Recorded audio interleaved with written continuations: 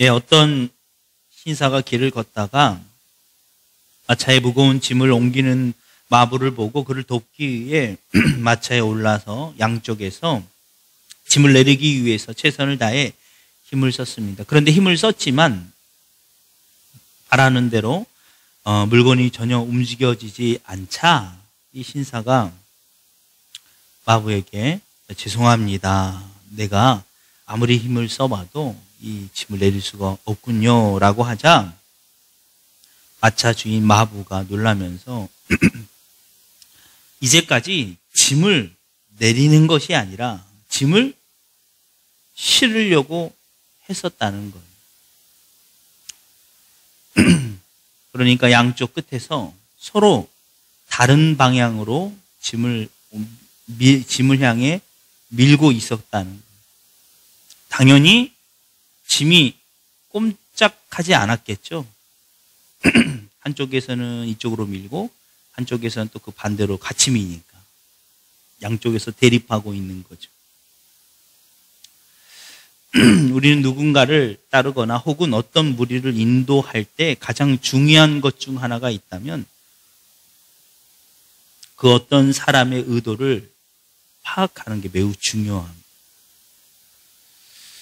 그런데 가끔 우리는 그 사람의 의도 혹은 내가 만나는 사람, 그 사람과 관계를 맺고 있는 그 어떤 사람의 의도는 파악하지 못한 채 자신의 생각대로, 서로의 생각대로만 움직이다 보면 결국 아까와 같이 전혀 아무런 효과가 없는 대립적 형태로 오물고 만다는 것입니다.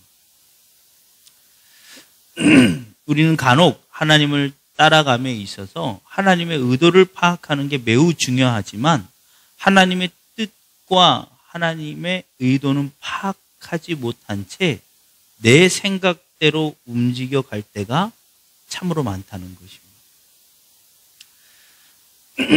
하나님의 뜻과 의도 혹은 하나님의 말씀은 너무나도 명확하고 쉬워요. 만약 하나님의 뜻과 의도가 어렵다면 예수 그리스도를 믿고 구원받을 수 있는 사람이 몇 되지 못했을 거예요. 일정적인 학위를 받아야 하거나 혹은 일정적 학문을 습득해야지만 하나님의 뜻과 의도가 파악이 된다면 아마 그것은 구원의 종교가 아닐 것입니다. 하나님의 뜻은 혹은 하나님의 의도는 너무나도 명확하게 성경에 기록되어 있죠. 우리가 쉽게 이해하지 못할까 봐 하나님께서는 성경 66권에 창세기부터 신약의 요한계시록까지 계속 하나의 메시지로 우리에게 다가오고 있다는 거예요. 성경에서 전반적으로 심지어 구약에서조차 수천 년 후에 있을 예수 그리스도의 십자가의 의미를 계속 집중적으로 보도하고 있다는 것입니다. 창세기인 죄의 원리가 어디로부터 왔고 그 죄의 근원이 무엇으로부터 해결될 수 있는지를 암시하고 결국 그 암시가 신약에 들어 예수 그리스도의 탄생과 십자가의 구속의 사건으로 모든 것이 해결된다는 거예요. 하나님은 분명히 우리에게 말씀하고 계시죠. 하나님의 관심사는 우리의 육신의 안위함이 아니라 우리의 영혼의 안위함임을 믿으시기를 주 이름으로 축원합니다. 하나님의 관심은 우리의 육적인 것에 관심이 있기보다 우리의 영에 관심이 많다는 것입니다. 그럼에도 불구하고 우리는 하나님과 전혀 다른 의도를 파악하지 못한 채 엉뚱한 것에 관심을 두게 됨으로 인해서 마찰이나 혹은 시험에 들기가 일수라는 것입니다. 성경에도 보면 성경의 여러 가지 사건을 두고 이와 같은 우리의 관점이 하나님의 의도와 다르다는 것에 대해서 증명하는 게 있습니다.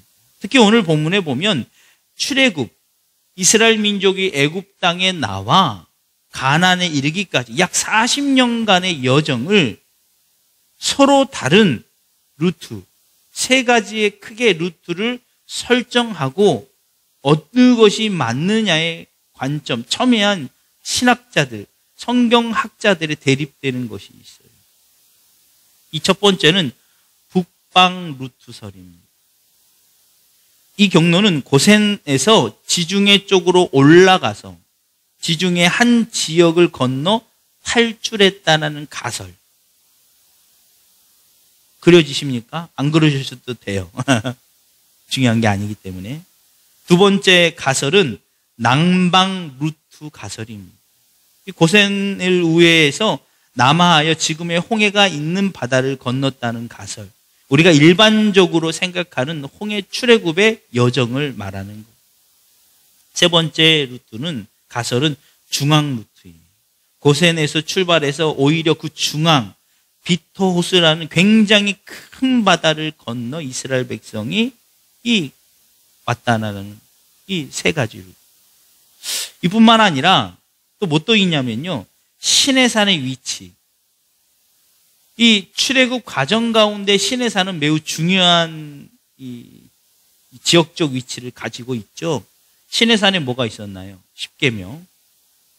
이 시내산의 위치를 놓고도 크게 두 가지예요. 시내아 반도에 있었던 그 산을 말한다, 혹은 아라비아 반도에 있는 산을 말한다라고 두 설을 가지고 있어요.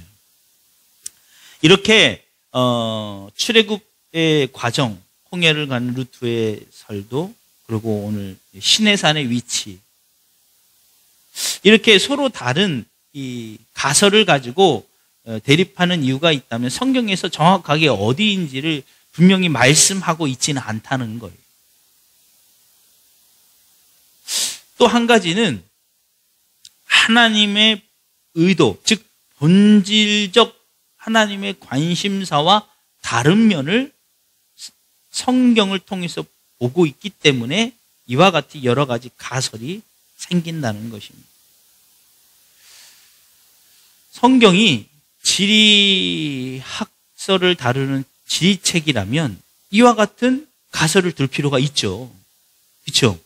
성경이 지어진 목적이 이스라엘의 그 출애굽 과정을 지리적으로 잘 나타내기 위한 목적으로 성경이 쓰여져 있다면 이런 가설이, 또 이런 많은 학자들의 연구가 필요해요. 그렇죠?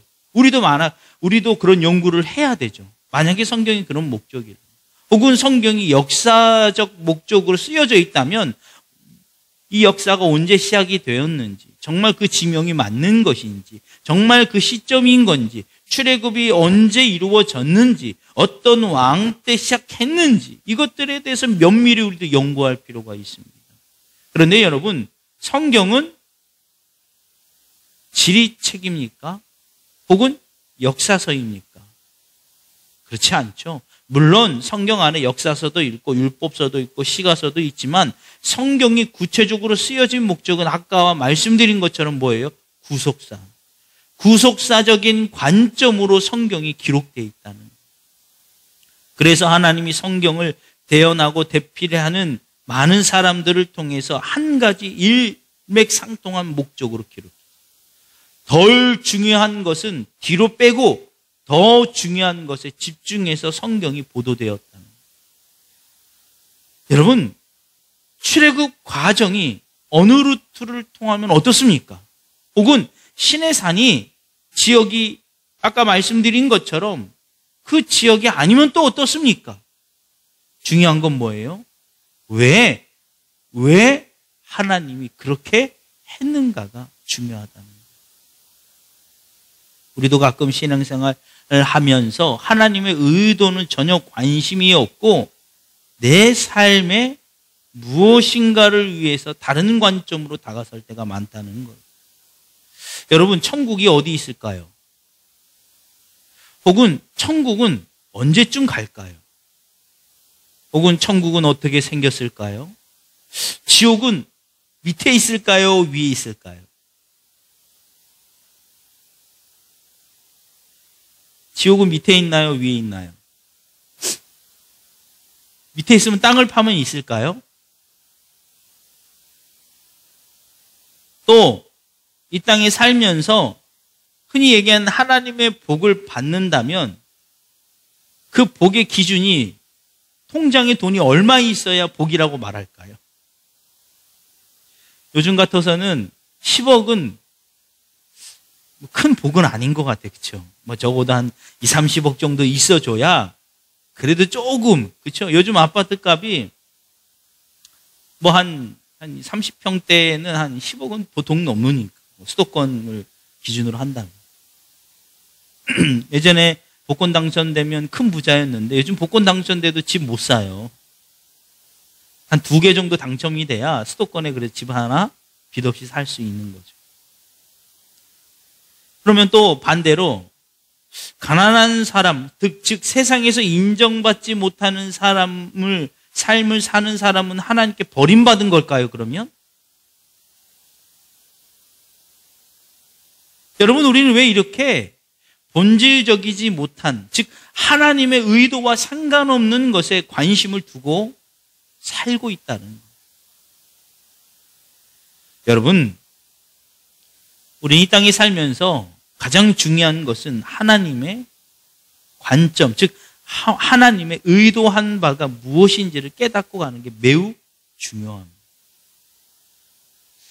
그것이 왜 중요하냐면 오늘 본문에 이스라엘 민족이 출애굽하는 과정 가운데 출애굽 1세대가 결국 가나안 땅에 들어가지 못하고 광야에서 다 생을 마감합니다. 여러분 한번 생각해 보세요. 얼마나 슬픈 결과입니다. 해피엔딩이 아니에요. 완벽한 절망으로 끝나버려요.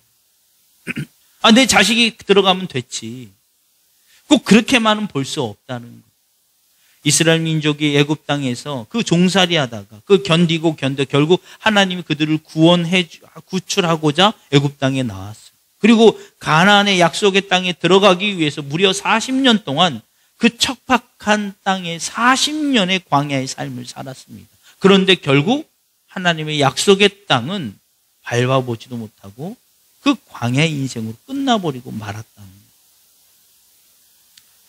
거예요. 누누이 말씀을 드리지만 애굽 땅에 나온 것만으로 우리가 완벽한 구원에 이른 것은 아님을 믿으시기 바랍니다.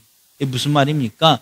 내가 예수 그리스도를 영접하여서 혹은 누구의 이끌림을 받아서 교회에 나와 예배 시간에 앉아 있다고 해서 내가 이미 구원의 확증이 된 것은 아니라는 거예요. 구원의 확증은 언제 됩니까? 확증은 우리가 첫 번째 사망인 육신의 죽음 이후에 하나님 앞에 섰을 때 혹은 예수 그리스도께서 천사장의 나팔 소리와 함께 이 땅에 재림하였을 때 믿는 자는 들림을 받고 믿지 아니하는 자는 이 땅에 남아 대환란의 시련을 겪는 그 순간이 확증이 되는 거예요. 지금은 아무도 몰라요. 즉 이스라엘 민족처럼 누가 광야의 인생으로 끝날지 아니면 누가 가나안의 약속의 땅에 들어갈지는 모른다는 거예요. 그런 이들의 가장 중요한 판가름, 기준점이 되어버렸던 게 뭔 줄 아십니까? 바로 이스라엘 민족의 불평, 불만이었다. 불평, 불만이 결국 그들이 가나안에 들어가느냐 마느냐의 기준점이 되어버렸다.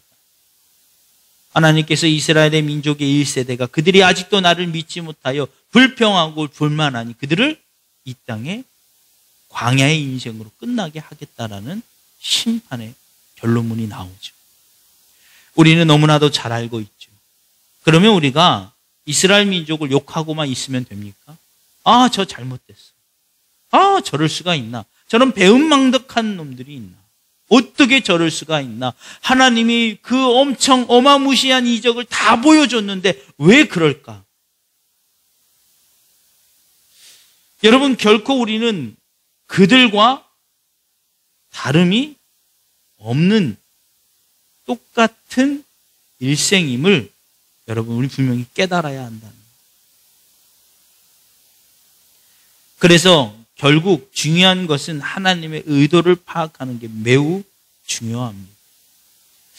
여러분 이스라엘 민족의 불신앙적 단계로 가기 전에 처음에 시작했던 게 뭔 줄 아십니까? 불편함. 불편함을 견디지 못하고 불평하게 되고 그 불평이 결국 불신앙으로 바뀌어버렸다는 거예요. 하나님은 우리가 불편함을 토로하는 것에 대해서 그것을 무조건 나쁘다, 혹은 그것에 대해서 하나님이 무조건 심판하시는 분이 아니에요. 오히려 하나님은요, 이스라엘 민족이 이 광야의 삶 가운데 불편함을 토로할 때 응답해 주셨나요? 안 주셨나요? 응답해 주셨어요, 바로. 그렇죠? 목이 말라요. 하나님 어떻게 했어요? 바라에 쓴물도 혹은 반석을 깨서 물이 나오고. 배고파요. 그랬더니 갑자기 하나의 만나를. 그 만나 먹고 있으면 참 좋은데 갑자기 또 고기 먹고 싶대. 그 하나님 어떻게 했어요? 고기를 외출하기 때를 동원해서 먹게 했어요. 낮에 너무 더워요. 그리고 구름기도. 밤에 너무 추워요. 그러니까 불기둥. 불편함은 오히려 우리가 하나님께 기도하는 동기가 될 수 있다는 거예요. 그렇죠? 물론 신앙이 성장하게 되면 불편함 때문에 기도하는 단계가 아니라 신앙이 성장하면 하나님의 영광을 위하여 기도하게 됩니다. 그런데 초신자들은 다 불편함을 동기부여가 되어 기도해요. 몸이 불편하니까. 그렇죠? 집이 가난해서 경제적으로 불편하니까. 부모가 혹은 형제가, 남편이 혹은 아내가 혹은 자식이 문제가 돼서 불편하니까. 이 불편함은 오히려 우리가 하나님께 다가서기 위한 좋은 재료가 될 수 있습니다. 그런데 그 불편함이 그냥 불편함으로 끝나버리면 나중엔 불평이 되고 불신앙이 된다는 거예요. 이스라엘 민족이 그들의 그 불편함으로 시작했던 그 토로가 결국 불신앙까지 가는 데는 불과 얼마 걸리지 않더라는 거예요. 여러분, 광야의 그 40년 척박한 땅에 살면 불편하지 않을 사람이 있나요?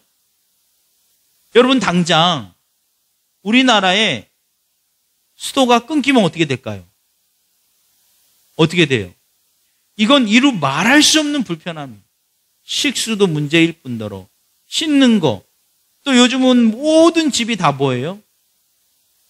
수세식, 일명 물을 통해서 다 변기를 내리죠. 옛날처럼 똥통 큰 데다 거름을 쓰려고 거기다가 변을 봐서 그걸 다 하는 게 아니잖아요. 만약에 물이 없으면 어떻게 돼요? 화장실 갈 수 없어. 얼마나 불편합니까?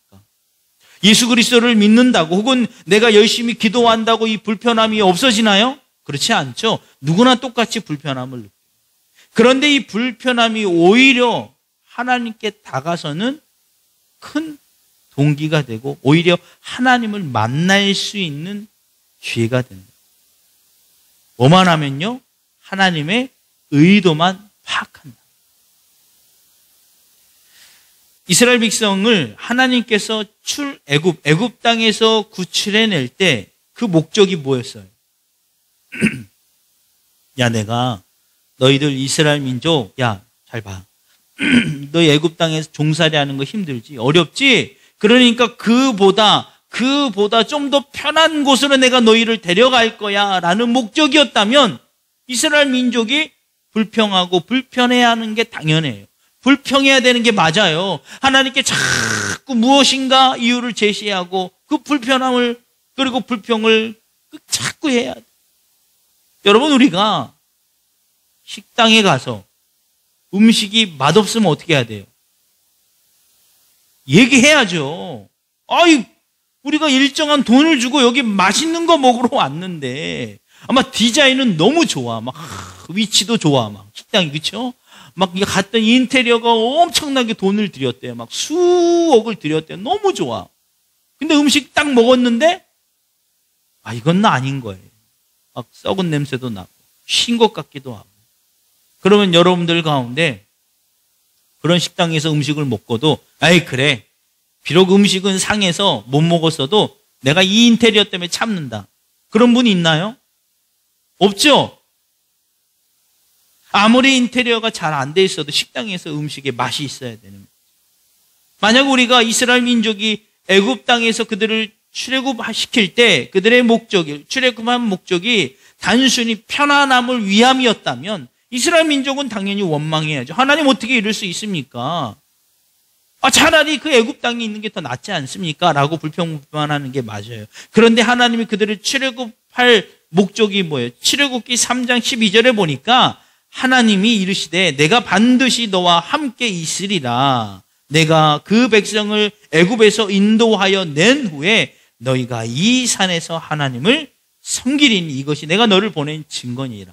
할렐루야. 애굽에서 그들을 출애굽한 이유가 뭐라고요? 그들과 함께하기. 할렐루야. 비록 현재 광야가 물이 없고 쉴 수 없고 계속 이동해야 되는 불편함이 있지만 이 불편함은 결국 하나님과 동행하는 더 큰 영광을 얻기 위함이라면 충분히 감수하고 오히려 감사할 수밖에 없는 현재 불편함이 됩니다. 여러분, 우리가 이 땅에 살면서 불편함이 있죠. 난 예수님을 잘 믿는데, 나는 기도한다고 하는데 왜 나는 더 불편할까? 만약 하나님이 우리를 구원하신 의도의 목적이, 혹은 우리가 예수 믿는 목적이 이 땅에서 일생을 살면서 편안하고 안주하고 안식하는 것이 전부라면 그렇게 할 수 있습니다. 아까도 말씀드린 것처럼, 그런데 하나님의 관심은 육신의 안위함이 아니에요. 그보다 더 중요한 영혼의 안식임을 믿으시기를 주 이름으로 축원합니다. 그래서 이 땅에 살면서 우리가 불편함을 감수하고 오히려 그것이 하나님과 더 가까워지는 기회가 되기 위해서는 하나님의 의도를 파악하는 게 매우 중요해요. 그 의도를 파악하는 게 뭡니까? 바로 구원의 감격이 날마다 회복되어져야 한다. 오늘 우리가 읽은 본문은 애굽에서 출애굽한 후에 홍해를 건넌 후 첫 번째 미리암이 하나님께 올려드렸던 노래, 찬양시예요. 성경 가운데 가장 첫 번째 찬양시가 오늘 이 본문. 짧지만 너희는 여호와를 찬송하라. 그는 높고 영화로우심이요 말과 그 탄 자들을 바다에 던지셨음이로다. 할렐루야. 여러분, 이는 단순히 미리암 혼자의 노래가 아니라 아마 거기 있는 이스라엘 민족이 다 똑같은 마음으로 이와 같은 노래를 했을 거예요. 아니, 어떤 누구라도 그 자리에서 그것을 보았다며, 직접 눈으로 경험을 했고 하나님이 갈라두신 그 홍해를 직접 걸어본 자라면, 그리고 그 홍해를 건넌 후에 그 살기 가득한 이스라엘의 마병 부대를 물로 완전히 심판하는 것을 직접 눈으로 본 누구라도 이와 같이 고백했을 거라. 이것이 뭡니까? 구원의 감격. 이런 구원의 감격이 날마다 회복되어지고, 그것이 하나님의 뜻과 하나님의 의도를 파악하는 구원의 감격이 회복되어져 있다면 우리 이 땅에 살면서도 불편함을 통해서 적어도 불신앙까지는 가지 않는다는 거예요. 오히려 불편함의 동기가 돼 하나님께 기도하고 기도함으로 말미암아 하나님을 만나는 놀라운 기적의 재료로 변화됨을 느끼게 된다. 중요한 건 뭡니까? 하나님의 의도와 뜻을 빨리 깨닫는 거예요. 여러분, 이 미리암의 노래는 그 고백 안에는 두 가지의 뜻을 가지고 있어요. 첫 번째는 모든 인간사에 개입하시는 하나님이다. 이 말씀을 거의 끝났어요. 이 미리암의 이와 같은 고백 안에 이 놀라운 뜻, 즉 하나님이 인간사에 개입하신다. 지금 우리에게는 놀랄 일이 아니죠. 왜냐하면 지금 우리는 하나님 우리 인생에 개입하기를 원하시고 또 직접 개입하시는 수많은 증거가 많잖아요. 그렇죠? 그런데 당시에는 당시의 이 민족들, 당시에 시대적으로 신은 자신의 세계에만 머무르지 인간사에 직접 오시지 않는 완전히 구별된 분으로만 생각했기 때문에. 그런데 하나님이 직접 개입하신 거예요. 그리고 직접 그들이 눈으로 본 겁니다. 여러분, 우리 인생 가운데 분명히 하나님이 개입하고 계심을 느끼시고 만약 그걸 보셨다면 우리는 이미 구원의 감격 가운데 충만하게 젖어 있어야 합니다.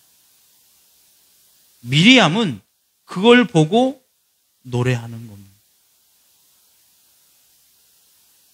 여러분, 이스라엘 민족의 그 과거에 비하면 오늘 우리는 너무나도 놀라운 하나님의 개입하심을 충분히 듣고 충분히 경험하고 있다는 거예요. 또 한 가지는 인간의 고난, 인간의 고통을 해방시키시는 하나님을 노래하고 있다는 것입니다. 그런데 여기서 중요한 게 있어요. 단순히 이 땅의 불편함을 편함으로 해결해 주시는 그런 고난의 해방이 아니라 죄의 종노릇한 인생을 영원한 영생의 길로 이끄시는 하나님으로 고백되어지고 있다는 거죠. 여러분, 우리는 하나님의 뜻과 의도를 정확하게 깨달아야 해요. 아니, 오히려 정확하게 말씀드리면 하나님을 이해하는 데서만 그친다면 절대 이스라엘 민족과 다른 삶을 살아갈 수가 없어요. 하나님의 뜻과 의도를 이해하지 마시고 이해하는 데만 그치지 마시고 믿은 은혜가 있기를 주 이름으로 축원합니다. 감출 수 없는 구원의 감격과 기쁨이 우리 가운데 차고 넘칠 때만이 이 시대를 살아가면서도 흔들리지 않는 믿음 안에서 구원에 이르는 그 놀라운 감격까지 가실 수 있음을 여러분 믿으시기 바랍니다. 여러분, 우리를 구원하신 하나님, 우리의 인생의 주인이 되시는 하나님, 우리를 이끄시고 계시는 그 하나님의 뜻을 분명히 깨닫고 현재 내가 겪고 있는 수많은 아픔, 고난 앞에서 그저 좌절하고 있을 것이 아니라 그 뒤편에 계시는 하나님을 믿음으로 말미암아 오히려 그것이 우리의 재료가 되어서 하나님의 뜻과 하나님의 구속하심의 은총과 더욱더 깨닫는 은혜가 있기를 주 이름으로 간절히 축원합니다. 이 시간 우리 복음성가에 보면 괴로울 때 주의 얼굴 보라.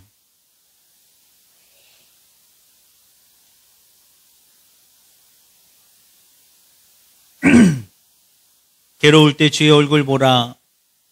평화의 주님 바라보아라. 세상에서 시달린 친구들아 위로의 주님 바라보아라.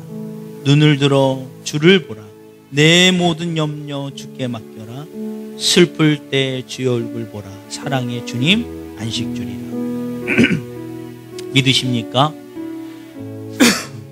우리 힘으로 실제로 할 수 있는 것이 그렇게 많지 않아.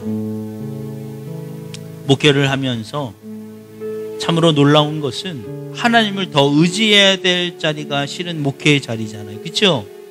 그런데 오히려 사람을 의지할 때가 많다는 게 이 현실이라는. 교회가 부흥하려면 사람이 있어야 돼. 교회가 부흥해서 성전을 옮기려면 돈이 있어야 돼. 이렇게 생각한다는 거예요. 근데 결코 그렇지 않다. 교회가 부흥하기 위해서는 무엇이 필요한가요? 하나님. 할렐루야. 교회가 성장하기 위해서 누구의 도움이 필요한가요? 하나님. 그럼 우리가 무엇을 해야 됩니까? 더욱더 하나님 말씀 안에서 기도해요. 목회자가 더욱더 열중해야 될 것은 하나님의 말씀, 하나님의 마음에 합한 자가 되기 위해서 기도해야 된다. 이제 저희 교회에서 2주 후 5월 둘째 주에 주일날 오후 4시에 저희 고향지방 장로님들이 순회 예배를 드리러 오는데 저희 교회에 와요. 20분 정도가 20분 정도가 오시는데 그분들이 이제 기도 부탁 저한테 목사님이 중보기도 해 드릴 게 뭐가 있냐고 저한테 말씀하시더라고요. 그래서 목회자인 제가 이제 그 장로님들께 기도 부탁을 뭘 할까? 부흥하게 해달라고 기도하고 싶기도 하고, 또 좋은 성전을, 예배 터전을, 더 좋은 성전을 달라고 기도하고 싶기도 하고, 그렇죠? 좋은 일꾼 보내달라고 해서 기도하고 싶기도 하고. 근데 막 그걸 놓고 무슨 기도 부탁. 그런데 갑자기 하나님이 주신 마음이 딱 3가지였어요. 첫 번째, 하나님 앞에 일생을 다하도록 바로 서 있는 목회자가 되게 달라. 두 번째는 예수님 닮은 목회자가 되게 달라. 세 번째는 성령 충만한 목회자가 되게 달라. 이거면 될 것 같아요. 그 나머지는 아까 제가 원했던 교회가 부흥하거나 좋은 일꾼이 오거나 혹은 성전에 좋은 터가 있고, 이건 하나님이 하시는 거예요. 그렇죠? 내가 준비가 되어 있어야. 여러분, 하나님은 우리가 생각하고 고민하는 문제 혹은 그 갈등 혹은 그 문제나 혹은 그 고난에 관심이 있는 게 아니에요. 하나님의 관심은 오직 저에게 혹은 오직 여러분에게만 있다는 거예요. 그 나머지 그 외의 부수적인 것들은 아무것도 아니에요. 그래서 우리가 하나님께 이 시간 기도하시고, 하나님, 내가 하나님 앞에 바로 서 있게 하여 주옵소서. 하나님 보시기에 합당한 신앙인이 되게 하여 주옵소서. 어떠한 순간에도 하나님만을 바라보게 하여 주옵소서. 나를 구원하신 그 하나님에게만 집중하게 하여 주옵소서. 그 외의 모든 것들은 다 하나님께 맡기게 하여 주옵소서. 이렇게 간절히 기도하시고요. 두 번째로 기도하실 때 여러분, 나라와 민족을 위해서 기도하시고 또 우리에게 허락하신 비전들을 위해서 기도해 주시기 바랍니다.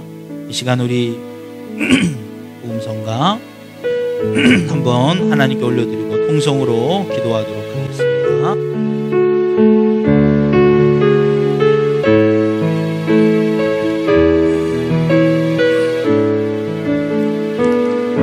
괴로울 때 주님의 얼굴 보라.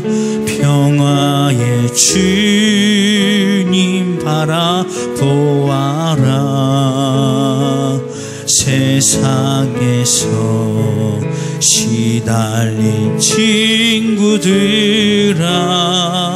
위로의 주님 바라보아라. 눈을 들어 주를 보라. 내 모든 염려 주께 맡겨라.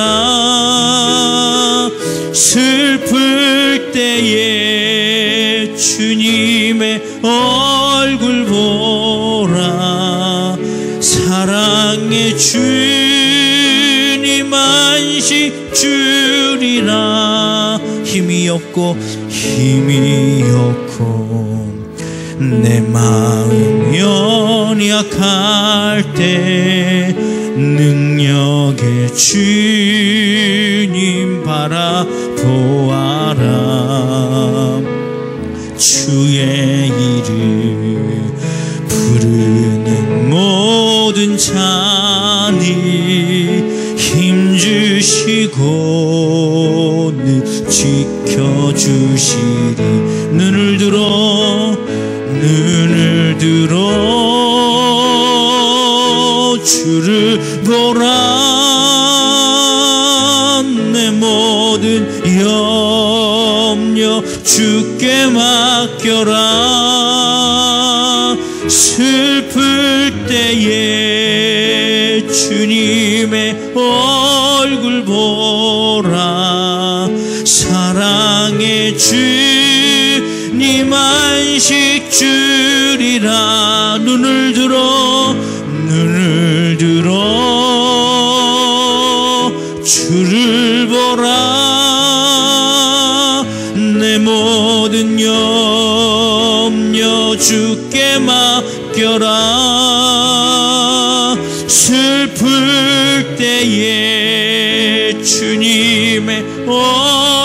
보라. 사랑의 주님 안식 주리라. 우리 마지막으로 눈을 들어 주를 보라. 내 모든 염려 주께 맡겨라. 슬플 때에 주님의 얼굴 보라. 사랑의 주님 안식 주리라. 이 시간 우리 주여 삼창하고 통성으로 기도하도록 하겠습니다. 주여, 주여, 주여. 하나님 이 땅에 살아가면서 온전히 주님 한 분만 바라보는 것이 왜 이렇게 힘들고 어려운지, 하나님 우리의 관심이 자꾸 우리 눈이, 우리의 시야가 세상을 향하여, 세상의 욕망을 향하여 끝없이 아버지 나가려고 하오니, 하나님 우리의 발걸음을 멈춰 세워주시고 다시 하나님만을 바라볼 수 있도록 인도하여 주옵소서. 이 땅에 살아가는 수많은 질고와 짐이 내 어깨를, 내 삶을 짓누른다 할지라도 하나님 우리가 거기서 다시 주를 보며 나아갈 수 있도록 인도하여 주옵소서. 하나님 이 땅에서 우리가 당하는 모든 고난이 더 영광스러운 하나님의 나라에 가기 위함임을 잃어버리지 아니하고, 하나님 우리의 관심을 세상에 두지 않게 하여 주옵소서. 우리의 생각을 세상의 욕망에 두지 않게 하여 주옵소서. 하나님 우리를 불쌍히 여겨주시고 구원하여 주옵소서. 하나님 우리의 생각을 주님 앞에 내어 맡기오니 온전히 주님과 동행하게 하여 주옵소서. 아버지 하나님 이 시간 주님 앞에 간곡히 간절히 기도하오니 오늘 이곳에 나와 예배하는 모든 심령들 가운데 함께하여 주심으로 말미암아 여러 가지로 일로 인하여 불안하고 두렵고 아버지 고난 가운데 있을지라도 하나님 온전히 주를 바라보게 하여 주옵소서. 온전히 주님 한 분만 바라보고 승리할 수 있도록 인도하여 주시옵소서. 아버지 하나님이 우리의 생명의 주인이 하나님임을 믿는다면, 우리의 생명의 주인이 하나님을 믿는다면 하나님 어떠한 앞에서도 두려워하거나 불안하지 아니하며 온전히 하나님 한 분만을 바라보며 하나님의 영광 돌리게 하여 주시옵소서. 아버지 하나님 이 시간 주님 앞에 간절히 기도하오니 하나님 우리에게 분명히 허락하신 비전이 있사오니 아버지 하나님의 그 비전을 이뤄가는 날마다 삶의 역사가 나타나게 하여 주시고 온전히 감당할 만한 믿음의 능력을 허락하여 주시옵소서. 아버지 하나님 이 나라의 민족을 불쌍히 여겨주시고 긍휼과 자비함을 베풀어 주옵소서. 속히 코로나와 같은 수많은 질병이 떠나가게 하여 주옵소서. 아버지 하나님 이 시간 주님 앞에 간곡히 간절히 기도하오니 온전히 주님과 동행하며 하나님과 다시 한번 역사하며 승리할 수 있도록 인도하여 주옵소서. 그들의 인생을, 그들의 삶을 주께서 주장하여 주시옵소서. 모든 능력과 권세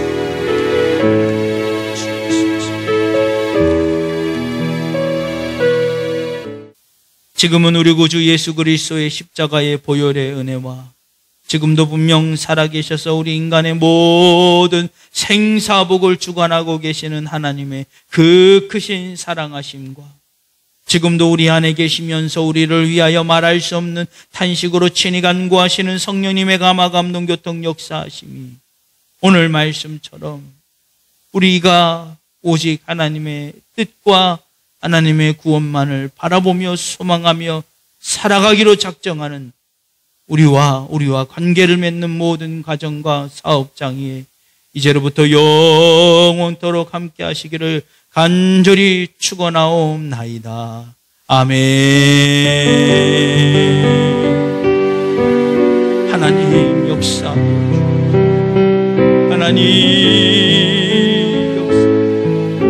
하나님 역사하여 주시고